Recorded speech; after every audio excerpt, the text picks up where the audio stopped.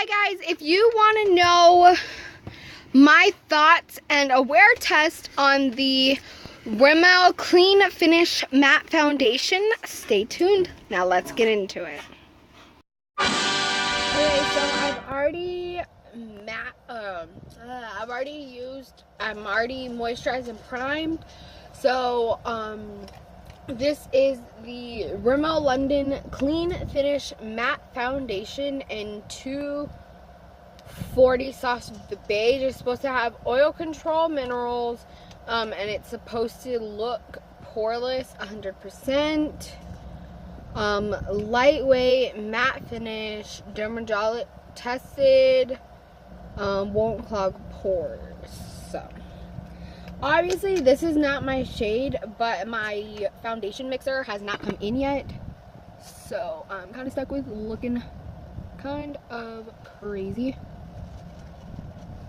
So I'm gonna do half of my face with a brush and the rest with half sponge, half brush. I'm using the Wet n Wild flat kabuki brush to blend this out.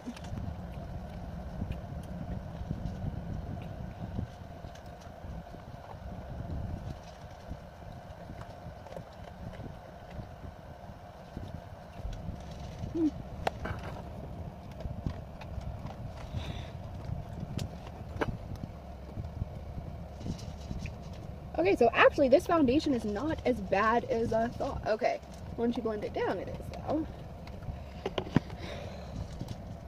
Okay, so now we're gonna use a sponge.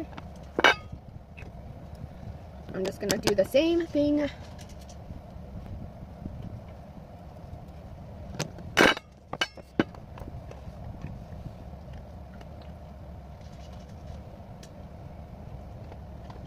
So this is pretty different than my skin tone, but I'm gonna blend it down to my neck. Now I think this will be a buildable coverage. Most Rimmel foundations are. Hopefully my white mixer will be in sometime this week, so I can mix it and put some in here to make it lighter, because I do have decent room in here, and with the spatula I'll be able to stir it. Sorry, my cat is being a turd. So, okay.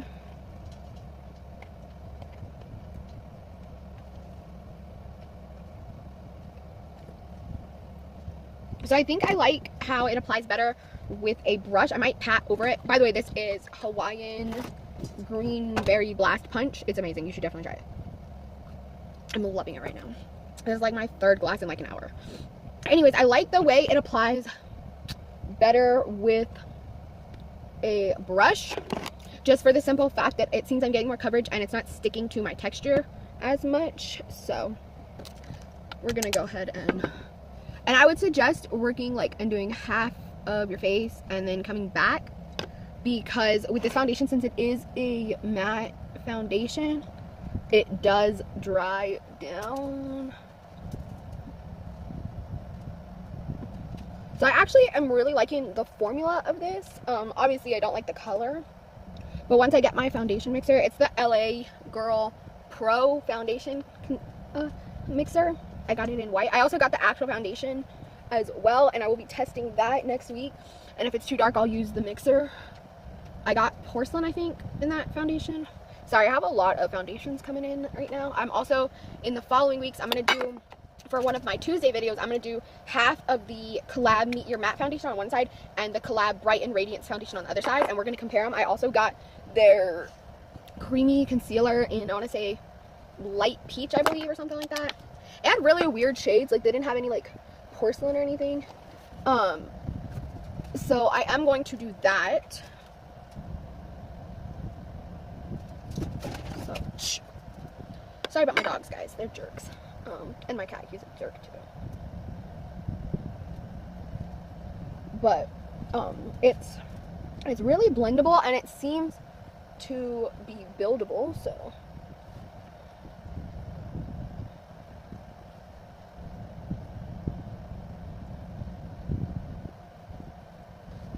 So it's not,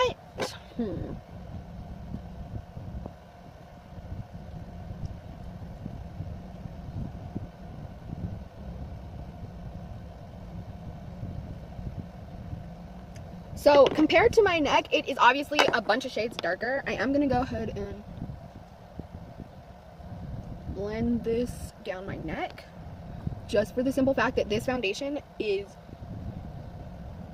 super dark compared to my skin tone, and without that foundation mixer, I can't make it my skin tone. And I really wanted to test this formula before I go out and buy another shade, if that makes sense. So it is completely drying down though, so I think more than likely I will just powder where I put concealer, because right now it's really nice coverage. I would say this is probably, with 2 layers, I'd say this is high medium coverage. It looks really nice and natural. Like, it still looks like skin, but it's covering up my discoloration and all that good stuff. Oh, my nose. So I really like that. It's really nice actually. So next I'm gonna go in and use this. This is the CoverGirl True Blend Contour Palette. I just want to see if this will blend nicely on here, and then I will skip ahead and we'll do concealer and stuff.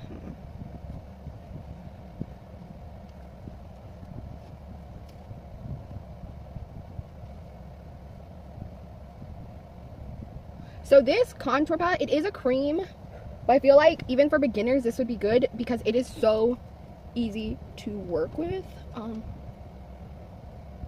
So yeah, I really like this. It looks like it blended nicely. We'll test powders and everything, or I'll test them and let you know what happened off camera.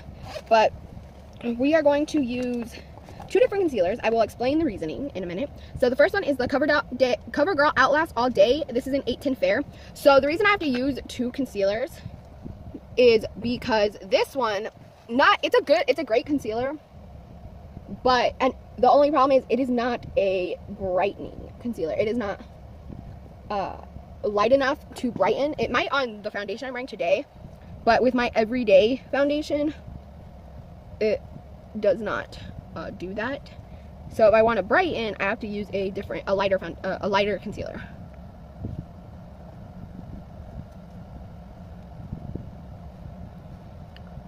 So that's kind of where we're at right now. I will be doing check-ins. I'll probably only have this foundation on for like 8 hours or so.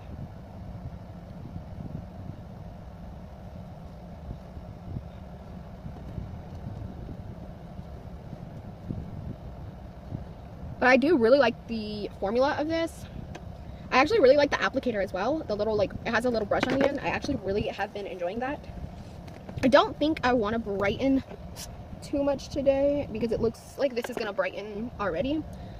So we're just going to pat this out. I usually would use my Y6 foundation brush, but I want to work with this Wet n Wild one. It's like a dupe pretty much, even though the Morphe one is not like super bad, if that makes sense. Like, it's not super pricey or anything. It's only $10 and then you pay shipping unless your order's over like 75 or something. But I wanted to test it and work with it. I've used it before, but usually it's not.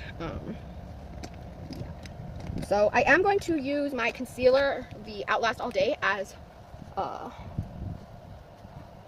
my primer, and then I'll just go over it with powder, just to make sure that it is blended out, or it's set.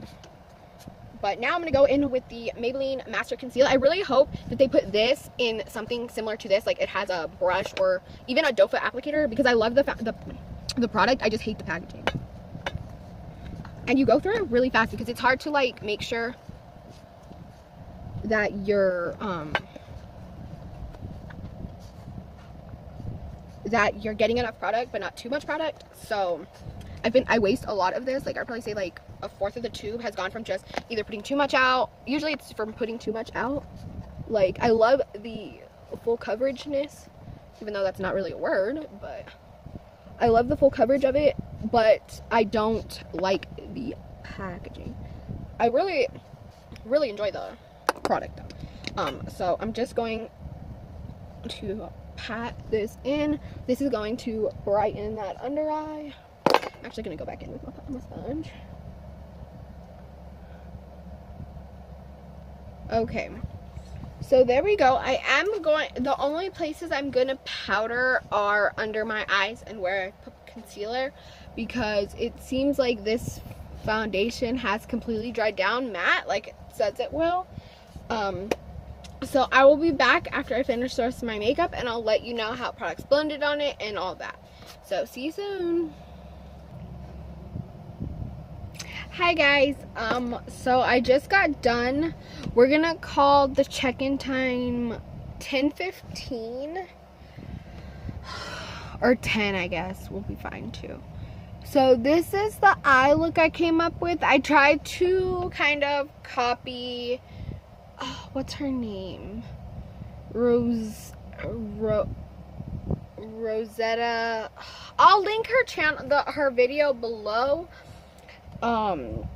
But this was kind of like her go-to holiday look, more or less, like for parties and everything, and I really liked it, so I wanted to recreate it. My wing is like super long and kind of thin, but I hope you guys enjoyed this.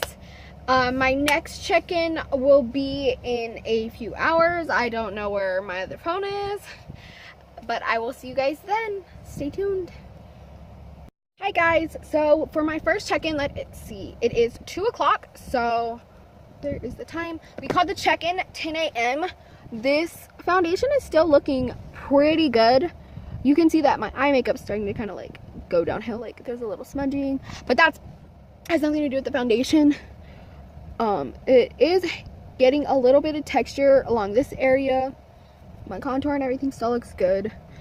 Around my nose is still there. It has seeped into my lines up here. But other than that, I also wanted to mention that earlier I did not, after I came back from putting on the rest of my makeup, that I didn't tell you if products blended on well. So the cream contour I tried to use didn't really want to blend, so, oh my god. But, powder products look really good with this. And everything else blended out really nicely on it. Just that cream contour did not want to blend. So yeah, that's pretty much it. I'm actually really liking how it's looking at this 4-hour mark. Usually my nose would already be like the foundation would be disappearing off of my nose. So we'll see how it goes. I did not powder my face except for where I put concealer.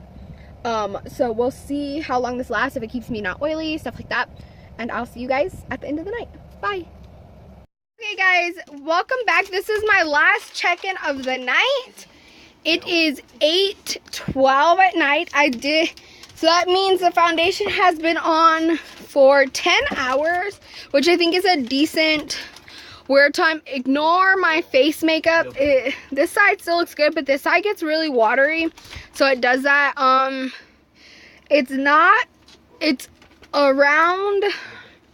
It's starting to cake up a little bit. My contour and stuff looks really muddy for some reason.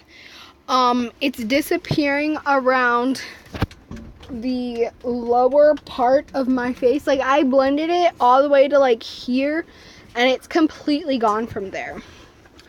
So I'd say this is probably a 7-ish hour wear foundation. Oh, sorry, my ear. It's a really nice one. I didn't get oily at all. Surprisingly, it actually stayed on my nose better than most foundations do. So that's good.